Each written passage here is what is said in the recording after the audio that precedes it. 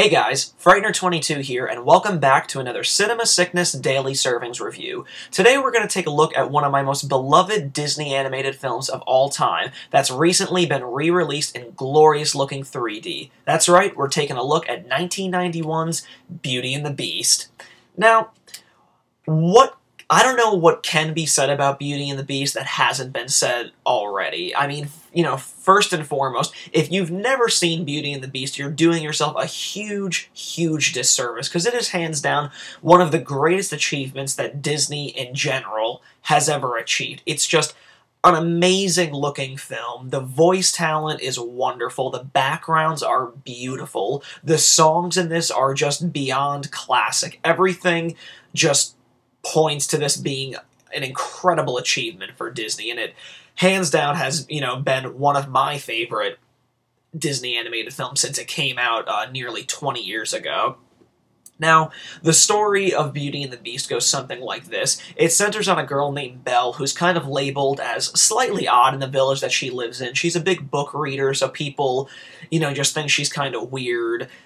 She's being wooed by some arrogant hunter named Gaston, and her father's kind of labeled as somewhat of a town loony himself because he spends most of his time developing and working on new inventions. So when he's, you know, leaving his house to attend, some sort of a festival to enter his latest invention, and he's almost attacked by wolves in the woods, and he takes shelter in a big, beautiful-looking castle where a beast resides. Slowly but surely, Belle, finds him as his prisoner, and she takes it upon herself to switch places with her father in exchange for her father's freedom. So she's holed up for eternity in the beast's castle as his prisoner, but then, you know, over the course of the movie, she finds out that he is actually a really enchanting prince that just has had a horrible curse put on him. So if he can learn to love again, and if she can love him for, you know, what he is, then the spell will be broken.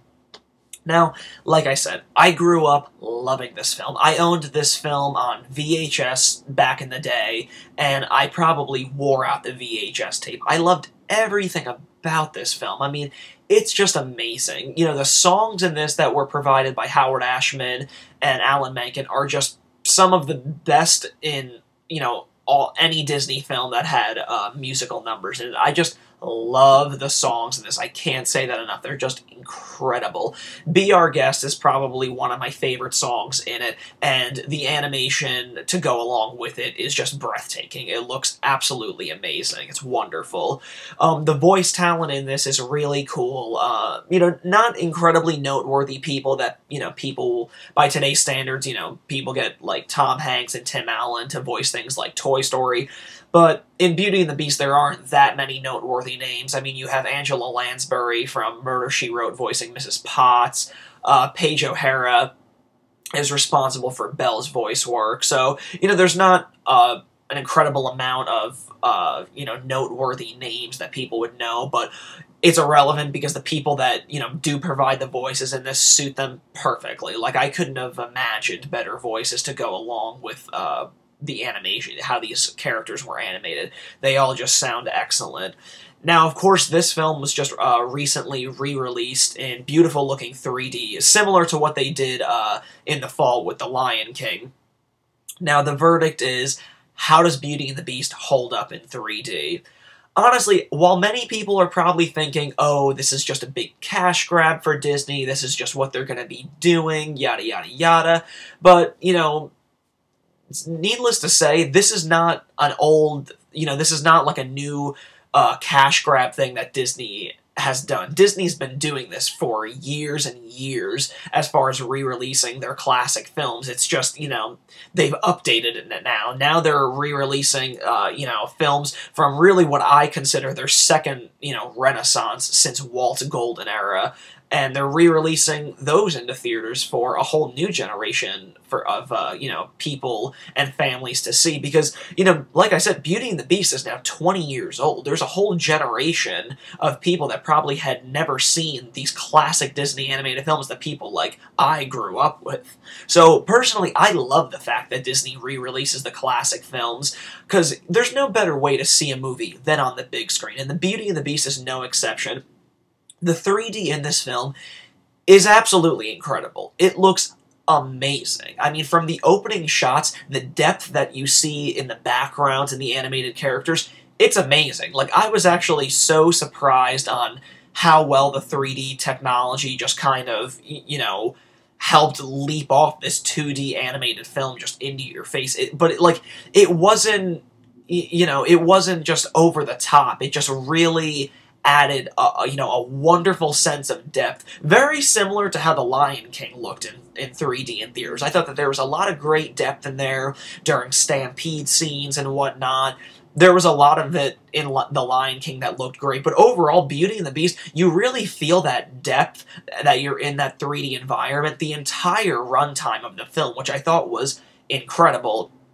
A lot of the musical numbers looked wonderful, like Be Our Guest. All the vibrant colors in that looked absolutely incredible. And of course, the computer-generated scene that they had computer-generated at the time, which is, of course, the ballroom scene that Belle and Beast are dancing to, that looked amazing. Just absolutely beautiful and incredible. So, I can't say enough about how cool and fun this looked in 3D. I think that, if you're a lover of Disney animation and Beauty and the Beast in general, you really just need to go to the theater and experience this like it's the first time, because it truly was like experiencing it for the first time. It's a whole new experience, and it's worth every penny of it. And, that said, Disney really pulls out all the stops in giving back to the audience. So, of course, before that, we're treated to yet another one of their clever and incredibly well-done shorts, and this is called, the short that's attached to Beauty and the Beast is called Tangled Ever After, and it picks up at the wedding ceremony right where the events of Tangled left off. It's incredibly funny, really, really cool, so, that's another big reason to go check out Beauty and the Beast in 3D so that you can witness this short in 3D, because it was really funny and a great way to kind of segue into Beauty and the Beast.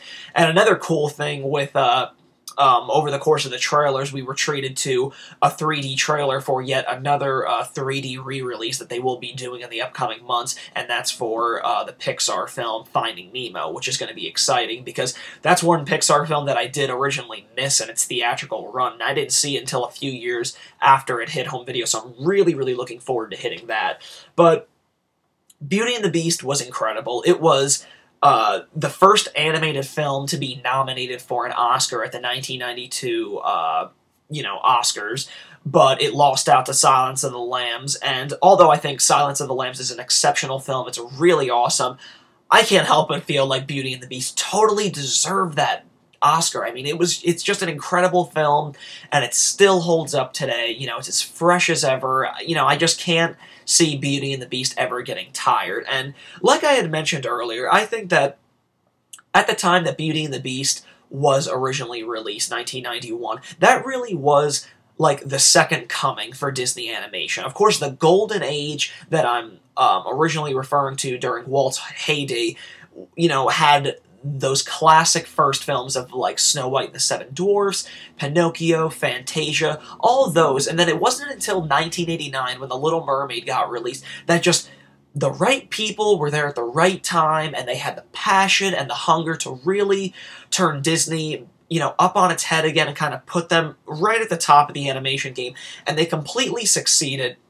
And as far as I'm concerned, since then, they've never wavered from that. I mean, from The Little Mermaid, following through with Beauty and the Beast, and on to Aladdin, and then The Lion King, and then, of course, after The Lion King, the game changed again, and then Toy Story was brought to us. So, since '89, I don't think Disney has fallen off the horse at all. Of course, some animated films may be better than others, but they have firmly been, standing tall at the top of that mountain ever since then, as far as I'm concerned. And Beauty and the Beast is one of their finest achievements out of the whole history of the organization. It's a wonderful, amazing, enchanting magical classic film that audiences should go out and see in this beautiful looking 3D format, because it's absolutely worth every penny. It's certainly not a cash grab. Well, guys, that's all I got for you this time. Thanks again for tuning in to one of my Cinema Sickness Daily Servings review, and I'll catch you tomorrow in another one. Thanks again for tuning in. This is Frightener22.